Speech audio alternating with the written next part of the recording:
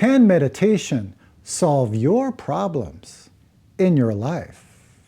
Yes, but also no. So I would like to talk about that. But also I want to share with you 3 things that I do when difficult situations appear.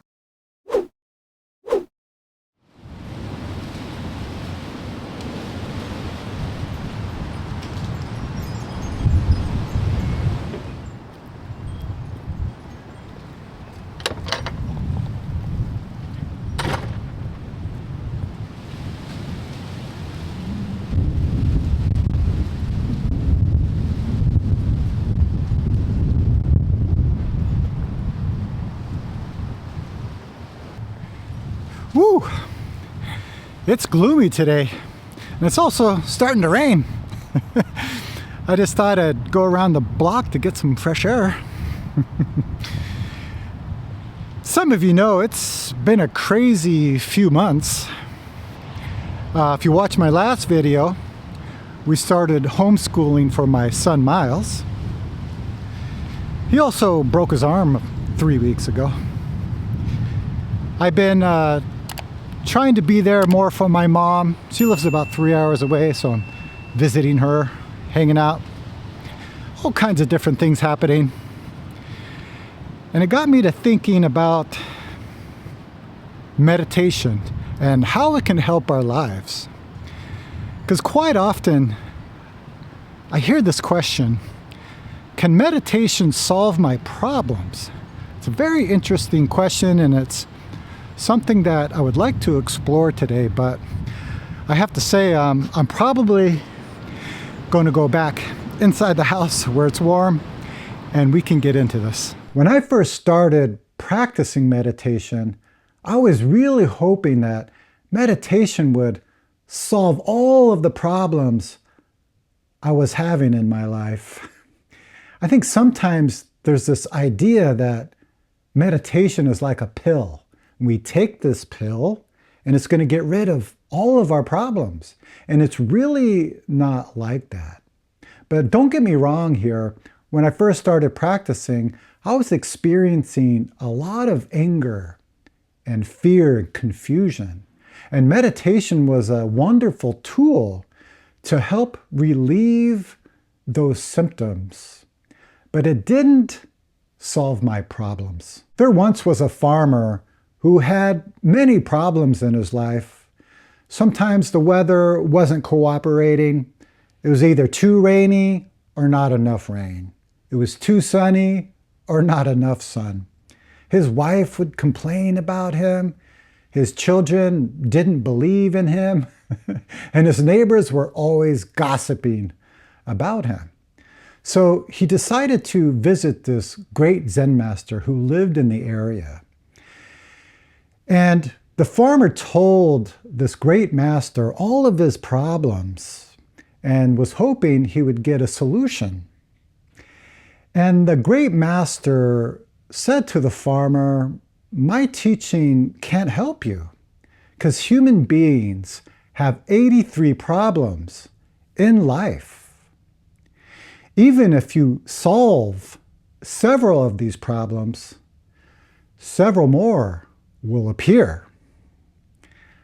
Then the farmer said, "Then what good is your teaching?" And the great master said, "My teaching cannot help you with the 83 problems in life, but it can help you with the 84th.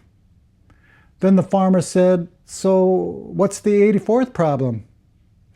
And the great master said, "The 84th problem is that you don't want any problems." We will always have difficulties in our lives. There are so many things that we have no control over. But there is one thing we have control of.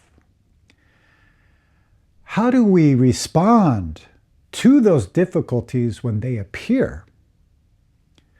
Do we respond in anger? Do we respond in fear? Do we completely shut down? And that's one thing I've noticed after practicing meditation for over 27 years is there's the truth of what's happening and how we relate to that truth. I would like to share with you 3 things that I do when difficult situations arise. The first thing I do, or I try to do, is to stop and breathe.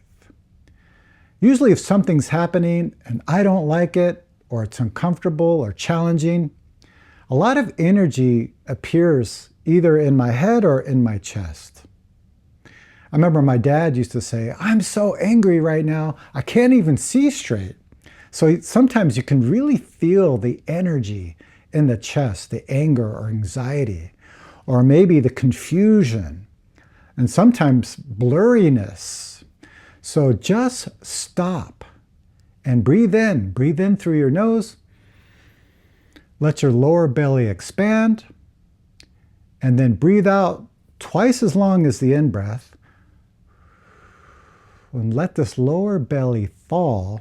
This energy comes down. This energy becomes balanced. The second thing I do when difficult situations arise, after I take a deep breath, I'm more open to see what's happening.